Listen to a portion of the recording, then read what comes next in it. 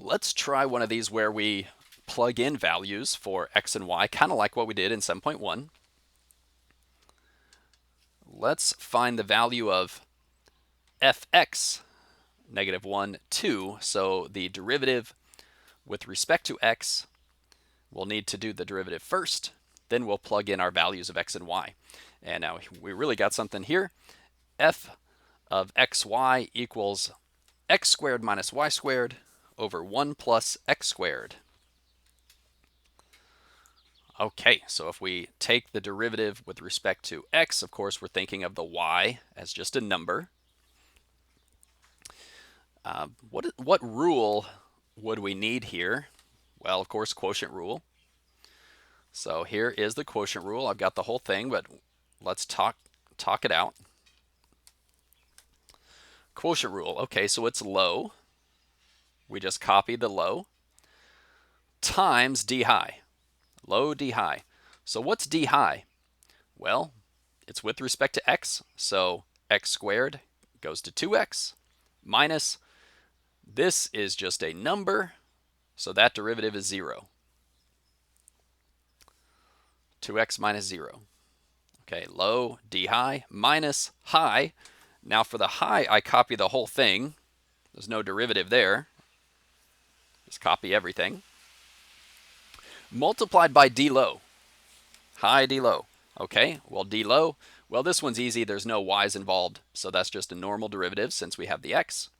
0 plus 2x. There it is. Low, d high, minus high, d low, all over the low squared. So I'm just going to put parentheses around the whole thing and square. Just like that. Let's clean it up a little bit before we plug. You know what, honestly, you could plug your numbers in right now. Negative 1 and 2. But I'm gonna clean it up just a little bit, practice simplifying. It works out pretty nice. Our derivative with respect to x. Okay, so distributing here. All right.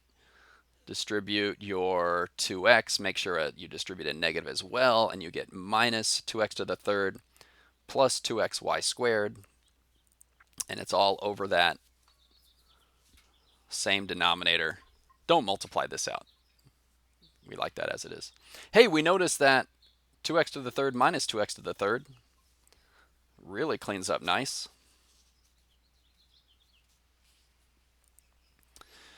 So our simplified derivative with respect to x, 2x plus 2xy squared over quantity 1 plus x squared squared. All right, this is a great time to plug in our values negative 1 and 2 to get the final answer. Negative 1 for the x's, 2 for the y. Y only appears once. And I got that. I ended up with negative 10 in the numerator, 4 in the denominator. Negative 5 over 2. Okay.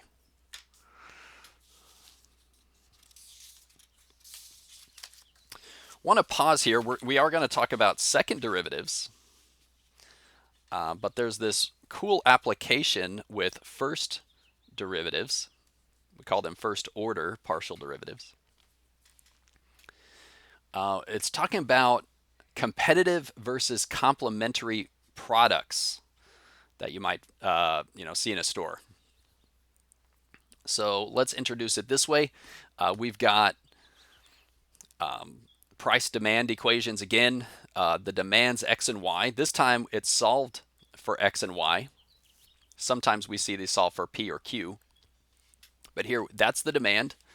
The prices are the p and the q. So you've got these two commodities. You're going to sell x of the first type, and it's going to go for a price of p. You're going to sell y of the second type. There's a demand of y, and it's got a price of q. But there's some overlap. Okay, so we saw this in 7.1, that example. So the demand for x actually depends on the prices of both products, both commodities. So maybe you sell more of X if, Y is priced lower, or something, or higher, So if Y is more expensive, maybe that means X sells better or something. Um, and then Y, it depends on both prices. So it could be the other way. Maybe you sell more of X if Y is lower for some reason. Okay, competitive versus complementary. What's that all about? This is what we're looking for. I'm going to give you, this is the competitive. I'll show you the complementary as well. We're going to take partial derivatives. So I'm not going to explain why this is the case. There's actually a really good explanation in the textbook. Turns out if you take the derivative of this with respect to Q and you get a positive, and you take the derivative of the G with respect to P, so it's always the opposite price of what demand it's finding, that with respect to P, and it's also positive, then that means your two products are competing. So what's an example? Well, over here is good, like butter and margarine. So these are competing products, right? So if somebody buys butter, they're probably not buying margarine. And if somebody buys margarine, they're probably not buying the butter, right? It's you buy one or the other. And we can see that with these derivatives. So what would complementary be?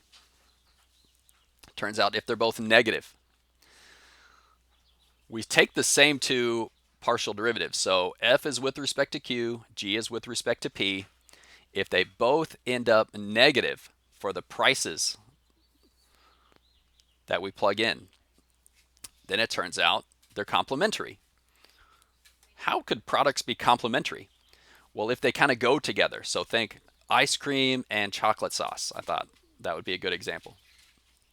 Well, as the sales of ice cream go up, probably so do the sales of chocolate sauce, right? So, because you want chocolate sauce on your ice cream, you buy one, you might buy the other. As opposed to competing products. Okay, let's take a look at one example. I don't know how much I can keep on the screen at once. So, all right, here we go. The demand for brand A coffee, described by X, and brand B coffee, described by Y, are these. X equals 200 minus 5p plus 4q. Y equals 300 plus 2p minus 4q.